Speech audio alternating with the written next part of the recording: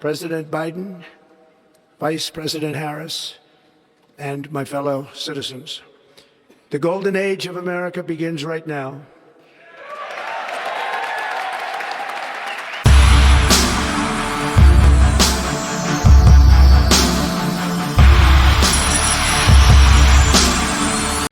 Hello everybody and welcome to this episode of Common Sense View. In his first day in office, President Trump has enacted a flurry of significant and so-called controversial executive actions and executive orders. And anyone who has been following the news will testify that in just 1 week, he has been able to accomplish in executive order and action what Joe Biden was not able to do in the entire weeks and months of his presidency. And why is that? The question is, why was he able to achieve much in just a short time? Because he made a promise, and he's known to be one who makes a promise and keeps to it. According to him, my recent election is a mandate to completely and totally reverse a horrible betrayal and all of these many betrayals that have taken place, and to give the people back their faith, their wealth, their democracy, and indeed their freedom. From this moment on, America's decline is over. Promise made, promise kept. So let's go through one or two things that were significant in those flurry of executive orders. That's the immigration law.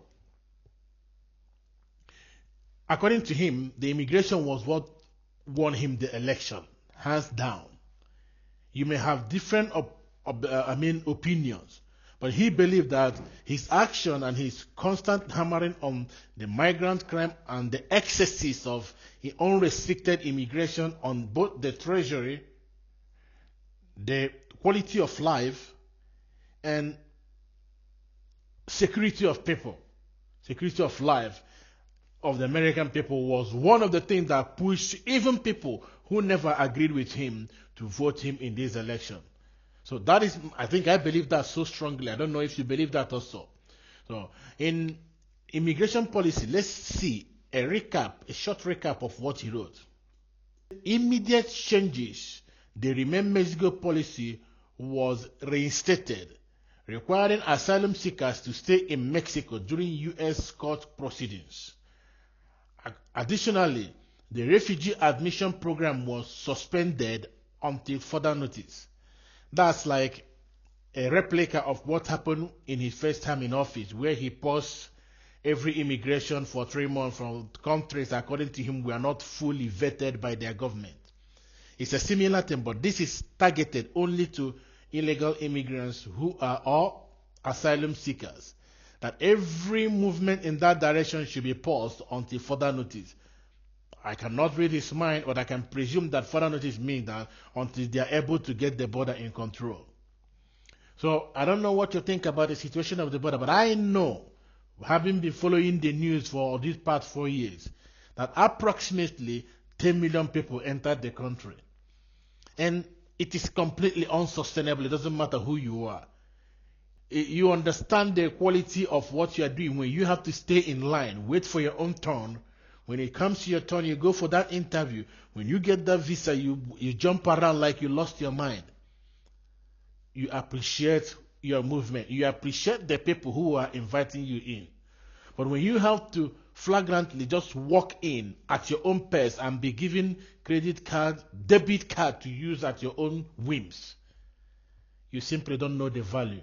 And it's quite easy to neglect the will and the lifestyle of the people you are visiting. So that is my own judgment. If you have a different opinion, I would gladly like to see it on down below at the comment side.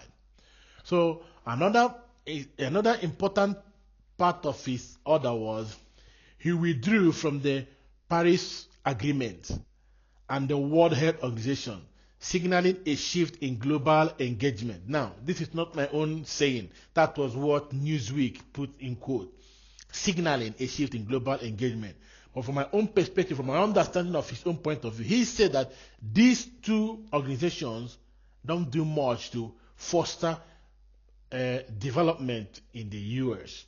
According to him, the climate agreement more or less stalls the ability for manufacturers, for job creators to do anything, just simply tie their hand from doing anything, while allowing China to go wide in whatever they are doing. And the WHO, he said, they are paying almost the entire budget, and China is paying only $39 million. And yet they have a higher position in terms of control. That he's withdrawing, he did the same thing in the first time. So I cannot read meaning into what motivates him. But according to him, everyone is ripping them off. Everyone is ripping US off. So now, one of the ones I can consider people see as controversial, but he campaigned on it as a matter of fact, was the pardoning of the January 6th, according to him, prisoners, political prisoners. He campaigned on it, he made his opinion poll on it, and the majority of his followers agreed that they should be pardoned. And even on his interview with the CBS, he said that on day one he will consider pardoning them. But as it may be, Joe Biden made it easier for him and removed the burden of struggling to prove from him by him pardoning a lot of people on the 12th hour of his leaving the office, 11th hour of leaving the office. So it made it easy, and it gave the Republicans a lot of whataboutism to imply when a question is raised about that, especially the media, who never asked question of other people, the other side's misdoings. Now, that executive order, domestic, over 1,500 individuals involved in January 6 Capitol riot received pardons, a move that has sparked widespread debate. This is according to the Times and the Sunday Times. Now, the question is no more whether these people were found guilty or not. But anyone who has a clear mind will tell you that most of them were overcharged. Some of them were wrongfully charged. And if you ask any person with good and sound mind, who doesn't take a side, he said, balance it. Innocent people were punished. People who committed crime by rushing the police or engaging the police in violent acts were also punished. But the concept of executive pardon it might be overreaching, but it's a purpose. There's a purpose for it, where the president exerts his power to administer mercy when justice was necessitated. Mercy toppling justice. Not to negate justice, but to say enough has been done. Let bygone be bygone. Who did Biden extend this gesture to? Killers, especially people who have been in death row, who were about to be killed for killing fellow human beings. 37 of them out of the 40, he gave 37 the opportunity to serve out their sentence in a commutation way. But none of the people in the JC's prisoners of political prisoners killed anybody. They attacked police, which merited them being in jail.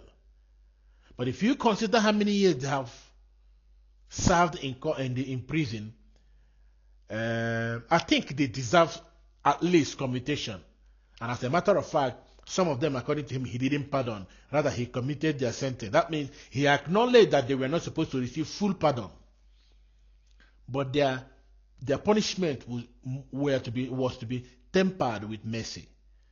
But people who were not violent, like the shaman, who was not violent in any way, who was praying for the life of the senators and the Congress people, who was being escorted around by the police, who helped them in pushing back the rioters, such people received outright pardon. There were other people like him, old people who were never doing anything, but the offense was that they entered the capital. Yes. Why am I on the side of these people who were pardoned? Because the people who were prosecuting them were doing it vengefully, in the sense that the punishment they underwent was worse than people who really committed murder, and none of them committed murder. They have always said, the media and the Democrats have always said that police officers died that day. There was no recorded police officer that died that day. The only person that lost his life that day, that was killed that day, was Ashley Babbitt, and he was shot by a police officer. And he was among those who was pardoned by Joe Biden. Convenience, as you might think. So, going forward in the list of I think what I would consider the vital points in the executive orders he signed.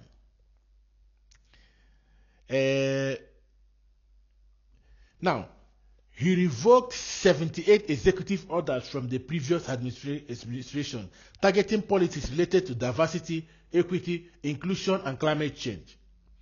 He said, throw it away. And if you listen to his inaugural address, he mentioned that it is now an official position of the United States that there are only two genders, male and female. Thinking about that, where will you in this lifetime believe that such a proclamation should be made in such a civilized country? It's so painful. And as a matter of fact, I have trans friends, I have gay friends, I have all of these alphabet people friends. But that is not the question. A woman is a woman. A man is a man. And overall, everyone deserves respect. That is my own position. If this is controversial, I'm sorry to take that position, but I can't change it. Everyone deserves respect, but you cannot just change who you are in just a snap of fingers. And you cannot decide what you are called. If everyone have that right, I can also decide that I identify as the President of the United States. It doesn't make me that. But if such a thing that we come together to make one person in 4 years is difficult to change, then it should be more difficult to change what we came out of this life with. I can understand the reason why people take the position they are taking. And trust me, I'm not against whatever position you take. But objectivity is objectivity. And apart from that, you are also entitled to your opinion. You cannot shut people down by saying, because they said what they believe in. As long as they don't directly insult you or indirectly insult you. Because I don't think there is any objective truth that insults anyone. We all are humans, and everyone deserves respect.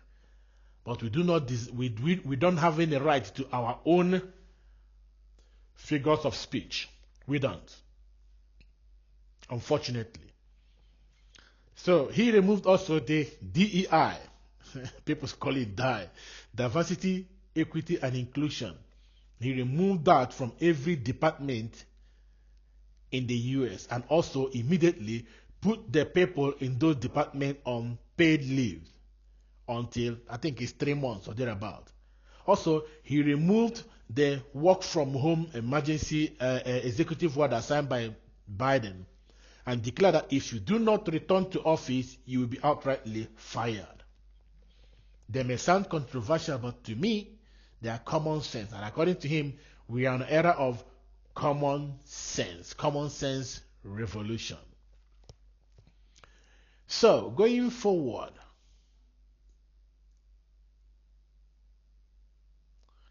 I think these were, for me, if you ask me, these were the most central of the executive orders he signed on his day one. And also, since those days, he had been traveling, moving around practically. He has been on the way, a lot of press conferences.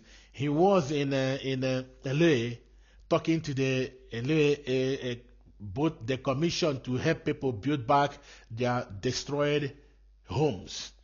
And he talked to LA mayor in the presence of other people who were there. And You say, a lot of people say that he doesn't have empathy. He thinks so much about himself. He cares about nobody but himself. But I think that conference that day was a typical shut up to people who take that position.